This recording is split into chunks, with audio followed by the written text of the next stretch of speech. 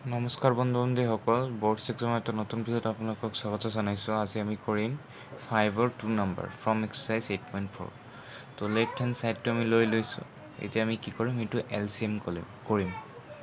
তো LCM কৰিলে তোমালোকে চোৱা, এইটো গোটেইটো আহি যাব ইয়াৰ লগত, আৰু ইয়াৰ লগত এইটো ইনটু হৈ যাব। তো কি হৈ যাব, কছ স্কুৱাৰ হৈ যাব। তাৰপিছত এইটো 1 প্লাছ চাইন এ হোল স্কুৱাৰ হৈ যাব, কিয়নো এইটোৰ লগত এইটো মাল্টিপ্লাই হৈ যাব। নেক্সট লাইনত আমি কি কৰিম, এইটো আমি কি কৰিম, ভাঙি দিম।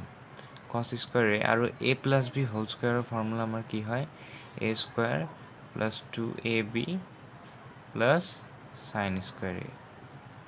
তলত কি থাকি যাব আমাৰ 1 প্লাছ চাইন এ ইনটু কছ এ।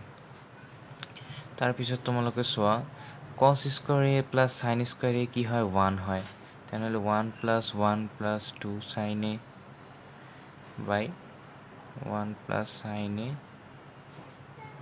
ইনটু কছ এ। এতিয়া তোমালোকৰ আহি গ'ল মেইন বস্তু। এই দুটা প্লাছ কৰিলে কি হ'ব, এই দুটা প্লাছ কৰিলে 2 প্লাছ 2 চাইন এ আহিব। ইয়াৰ পৰা আমি 2 কমন ল'ম, তেনেহ'লে কি হ'ব, 1 প্লাছ চাইন এ। তাৰপিছত তলত আমাৰ কি আছে অলৰেডি, 1 প্লাছ চাইন এ ইনটু কছ এ। এইটো কাটি যাব, কি থাকিব আমাৰ 2 বাই কছ এ। এতিয়া আমি জানো এইটো কি হয়, 2 ইনটু 1 বাই কছ এ।